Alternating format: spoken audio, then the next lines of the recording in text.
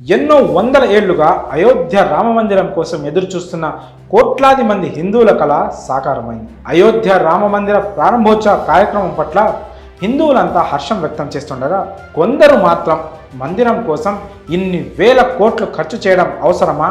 మన దేశానికి ఇప్పుడు కావాల్సింది ఆలయాలు కాదు, ఆసుపత్రులు, బడులు, ఉపాధి కల్పించే కంపెనీలు అంటూ విమర్శలు చేస్తున్నారు. అంతేకాక మోదీ ప్రభుత్వం అయోధ్య రామమందిరం కోసం ప్రజల డబ్బును దుర్వినియోగం చేసింది అని చాలామంది విమర్శిస్తున్నారు.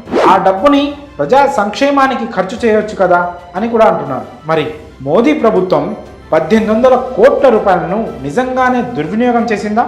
వాస్తవం ఎంత అనేది ఇప్పుడు తెలుసుకుందాం.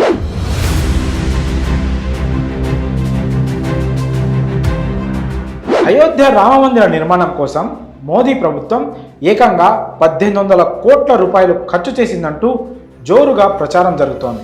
అయితే అలా విమర్శలు చేసేవారు ముందుగా ఒక అంశం తెలుసుకోవాలి.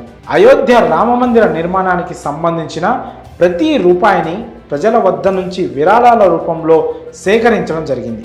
అయోధ్య రామమందిరం కోసం మోదీ ప్రభుత్వం 1800 కోట్ల రూపాయలు కాదు కదా, కనీసం 18 రూపాయలు కూడా ఖర్చు చేయలేదు.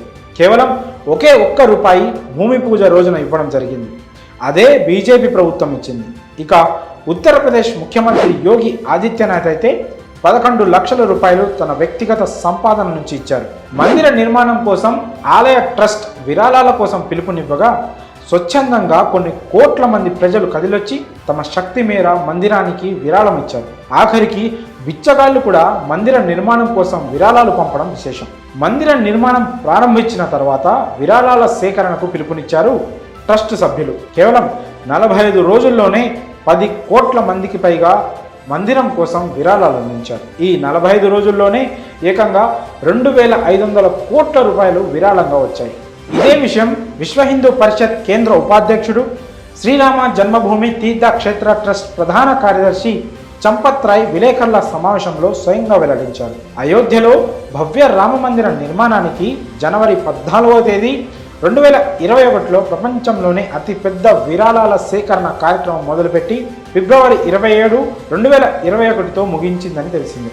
అయోధ్యలో భవ్య రామమందిర నిర్మాణానికి సుమారు 18,000 కోట్లు ఖర్చు అవుతుందని అంచనా వేశారు. ఫిబ్రవరి 5, 2020 నుంచి మార్చ్ 31, 2023 మధ్య అయోధ్యలో రామమందిర నిర్మాణానికి ట్రస్ట్ 900 కోట్లు ఖర్చు చేసిందని గత ఏడాది రామ జన్మభూమి ట్రస్ట్ ప్రకటించింది. ఇందులో రామమందిరం కోసం మోదీ ప్రభుత్వం ఖర్చు చేసింది ఏమీ లేదు. ఇక దుర్వినియోగం ఎలా చేస్తారు? అయినప్పటికీ 1800 కోట్లతో పేదల అవసరాలు తీర్చొచ్చు కదా అనేవారు కూడా ఉంటారు. ఆ లెక్కలు కూడా ఇప్పుడు తెలుద్దాం. ఆయా ప్రదేశాలను బట్టి, అక్కడున్న ప్రాముఖ్యతను బట్టి ఆలయాలు, మసీదులు, చర్చిలు వంటి ప్రార్థనా మందిరాలను భారీ వ్యయంతో నిర్మిస్తుంటారు. అయితే కొందరు దీన్ని వ్యతిరేకిస్తుంటారు. అంత భారీ మొత్తం ఖర్చు పెట్టి ప్రార్థనా మందిరాలు నిర్మించే బదులు ఆ డబ్బుతో పేదలకు మేలు చేసే కార్యక్రమాలు చేపట్టొచ్చు కదా అని చాలామంది సలహాలు ఇస్తుంటారు. అయితే వారికి తెలియంది ఏంటంటే, ఈ ప్రార్థనా మందిరాల వల్ల ఎంతోమందికి ఉపాధి దొరుకుతుంది. వాటి వల్ల కోట్ల రూపాయల వ్యాపారం కూడా జరుగుతుంది. ప్రత్యక్షంగా ఆలయం నుంచి, పరోక్షంగా ఆలయ చుట్టుపక్కల ఉన్న దుకాణాల నుంచి ప్రభుత్వానికి కూడా ఆదాయం వస్తుంది. పైగా ఇది ఒక్కసారి మాత్రమే జరిగే ప్రక్రియ కాదు సుమి. నిత్యం వందలు వేల మంది భక్తులు వస్తుంటారు. ప్రతిరోజు వ్యాపారం జరుగుతూ ఉంటుంది. అలా ప్రభుత్వానికి ఏడాదంతా రాబడి వస్తుంది. ఆ ఆదాయాన్ని ప్రభుత్వం సంక్షేమ పథకాలకు ఖర్చు చేసే అవకాశం ఉంటుంది. ఒక్క తిరుపతి ఆలయం నుంచే డబ్బు, బంగారం, ఇతర కానుకల ద్వారా రోజుకి దాదాపు 3 నుంచి 5 కోట్ల రూపాయల ఆదాయం వస్తుంది. ఏడాదికి 1000 నుంచి 1200 కోట్లు వస్తుంది. ఈ లెక్కన దేశంలో ఉన్న ఆలయాల నుంచి ఎంత వస్తుందో అంచనా వేయండి. ఈ సొమ్మంతా దేవాదాయ శాఖకు వెళ్తుంది. ఈ డబ్బునే ఆయా రాష్ట్ర ప్రభుత్వాలు సంక్షేమ పథకాలకు ఖర్చు చేస్తుంటాయి. అయోధ్య రామమందిర విషయంలో కూడా జరిగేది ఇదే.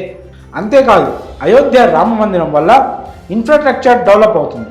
ఎంతోమంది చిరు వ్యాపారులకు ఉపాధి దొరుకుతుంది. నిత్యం కోట్లలో వ్యాపారం జరుగుతుంది. ప్రత్యక్షంగా అయోధ్య రామమందిరం నుంచే కాకుండా పరోక్షంగా జరిగే వ్యాపారాల ద్వారా ప్రభుత్వానికి పన్ను రూపంలో ఆదాయం సమకూరుతుంది. ఈ మందిరం వల్ల యూపీ ఆర్థిక వ్యవస్థ బలోపేతం అవుతుందనడంలో ఎలాంటి సందేహం లేదు. దీనివల్ల ఈ ఏడాది ముగిసేసరికి టూరిజం ద్వారా దాదాపు 4 లక్షల కోట్ల రూపాయల మార్కును అందుకుంటుందని అంచనా వేస్తున్నారు ఆర్థిక నిపుణులు. తద్వారా యూపీ ప్రభుత్వానికి 20,000 కోట్ల నుంచి 25,000 కోట్ల రూపాయల ఆదాయం సమకూరుతుందని అంటున్నారు. మందిరం నేపథ్యంలో అక్కడ ఏర్పాటు చేసిన షాపులు, హోటల్స్ వంటి వాటి వల్ల ఎంతమంది ఉపాధి పొందుతున్నారు, పర్యాటక పరంగా ప్రభుత్వానికి ఎంత ఆదాయం రాబోతుంది, ఇవేవీ తెలియకుండా 1,800 కోట్లు దుర్వినియోగం చేశారంటూ అనవసరమైన కామెంట్లు చేస్తున్నారు. మోదీ ప్రభుత్వం రామ మందిరం కోసం ఖర్చు చేసింది ₹1 మాత్రమే. ఇక హిందువులు ఇచ్చిన విరాళాల ద్వారా అంతా సద్వినియోగం కోసమే. అయోధ్య రామ మందిరం నిర్మాణం వల్ల ఏం ఉపయోగం ఉంది అని కామెంట్ చేసే వారికి ఈ వీడియోని షేర్ చేయండి.